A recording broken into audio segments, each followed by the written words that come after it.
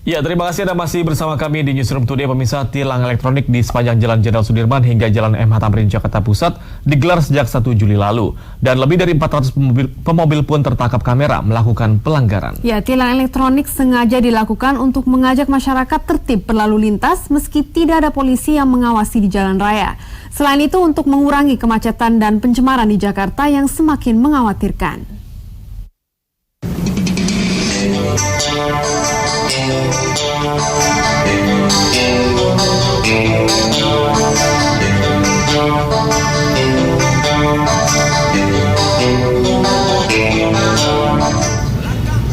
Sejak hari pertama penerapan tilang elektronik, hingga Kamis petang tercatat 437 pelanggar tertangkap kamera berteknologi tinggi melanggar aturan lalu lintas.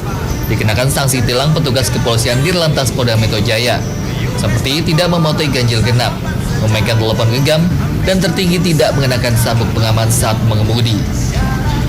Kasubdit Gakum Polda Metro Jaya AKBP Muhammad Nasir di Polda Metro Jaya Jakarta Kamis sore mengatakan, polisi telah mengirim 33 surat tilang kepada pelanggar lalu lintas. Bagi mereka yang terkena sanksi tilang, kepolisian mengimbau pengendara yang terkena sanksi tilang dan sudah menerima surat tilang diberikan batas waktu dalam 3 hari untuk melakukan klarifikasi guna di sidang. Jika tidak, maka polisi akan memblokir STNK pelanggar lalu lintas. Sampai dengan hari ini, hari ketiga dengan fitur terbaru itu sudah mencapai 437 pelanggar. Untuk yang terbesar pelanggaran itu adalah penggunaan sabuk keselamatan. Nah, sabuk keselamatan ini memang menjadi banyak karena masih kesadaran masyarakat masih terlalu kecil dalam menggunakan sabuk keselamatan, padahal itu penting. Yang kedua adalah ganjil genap. Nah, ganjil genap ini memang paling banyak terjadi biasanya pada sore hari.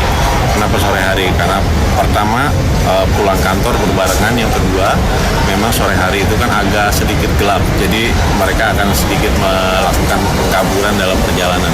Itu yang membuat jumlah gage pun semakin banyak.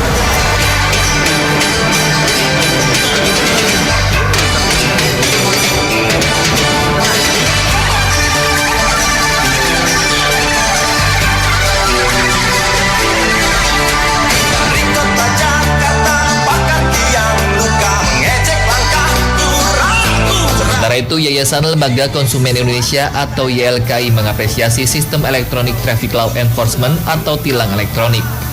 Sistem ini dianggap mampu mendorong masyarakat berperilaku disiplin saat berkendara di jalan.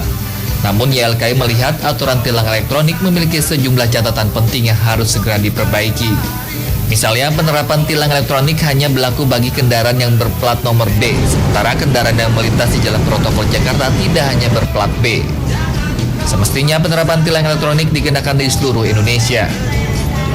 Selain itu, persoalan juga timbul dari masyarakat Indonesia yang suka membeli kendaraan bekas dan tidak segera mengganti nama.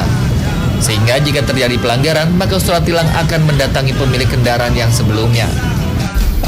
Ini kan sebetulnya kebijakan yang baru dan ini patut diapresiasi karena kan ini kebijakan yang sebetulnya bisa mendorong masyarakat itu untuk tumbuh sebagai masyarakat yang sebagai masyarakat di kota maju, karena kan e-tilang ini sudah banyak diterapkan di beberapa kota di negara maju, jadi bukan sesuatu yang baru sebetulnya. Justru Jakarta dalam konteks ini agak telat, agak ketinggalan dibanding dengan kota-kota yang lain.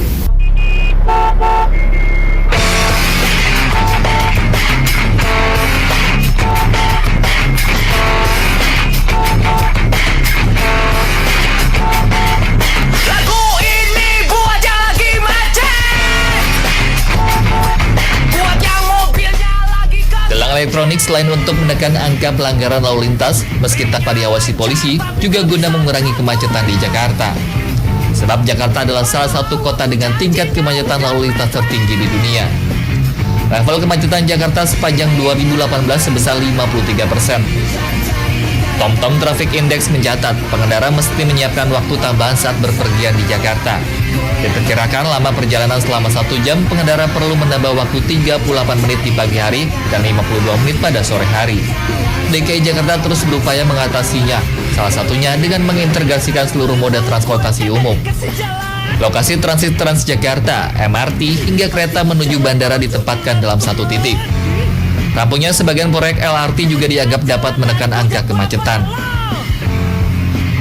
Pengamat tata kota Lisman Manurung mendorong Pemprov DKI memiliki regulasi yang tepat untuk meningkatkan kecepatan kendaraan.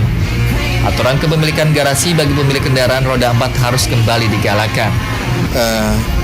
Kebanyakan orang itu selama ini berganti moda kan, pindah ojek lah atau apa kan gitu, pindah lagi untuk mencapai tujuan. Sehingga secara perhitungan cukup tinggi tingkat orang untuk melakukan perjalanan dari satu titik ke titik yang lain. Nah, kalau dia terintegrasi, maka tidak saja sistem ini yang memudahkan, tapi orang pun harus menyesuaikan diri dengan sistem itu kan. Jadi karena terintegrasi ya Anda harus berangkat dari mana, pilih yang paling tepat kan gitu loh. Anda menuju dari mana ke titik mana, pilih yang paling tepat. Atau juga faktor jarak sudah tidak menjadi terlalu penting, waktu. Jadi dengan sistem integrasi mungkin Anda nyampe ke sini dulu baru sampai ke titik tujuan ke sini, balik lagi dengan moda yang lain gitu. Nah, sekarang kan dengan adanya kendaraan cepat, dengan adanya kita kasih contoh lah. MRT itu memungkinkan hal itu. Anda sampai ke satu tujuan jauh, baru naik ke atas, tinggal menuju tujuan yang dicapai itu dengan jarak yang tidak terlalu banyak. Persoalan kemacetan menjadi semakin pelik ketika ditambah polusi udara. BMKG bahkan memprediksi selama Juli ini DKI Jakarta akan mengalami pencemaran udara tertinggi. Puncak pencemaran udara diperkirakan akan terjadi pada pagi dan malam hari. Masyarakat diimbau dapat beradaptasi dengan kondisi ini. Time series data partikulat PM10 yang kita punya, memang kondisi yang paling tinggi adalah bulan Juli. Artinya itulah puncak musim hujan di wilayah kita. Jadi artinya masih ada kemungkinan untuk kondisi konsentrasi atau pencemar udara ini semakin tinggi di bulan paling maksimal di bulan Juli. Artinya Juni ini kondisinya sedang. Nah, Juli ini secara rata-rata mungkin agak lebih tinggi pencemarnya. Sudirman Tamrin merupakan salah satu contoh kawasan yang telah mengintegrasikan seluruh transportasi umum di DKI Jakarta. Kawasan ini menghubungkan antara Transjakarta, MRT, dan juga kereta api menuju ke arah Bandara Soekarno-Hatta. Dan bagi masyarakat DKI Jakarta diharapkan lebih memilih menggunakan transportasi umum dibanding kendaraan pribadi. Dari Jakarta, Ahmad Rifki Bayaki, Sandi Carlos, JAK TV.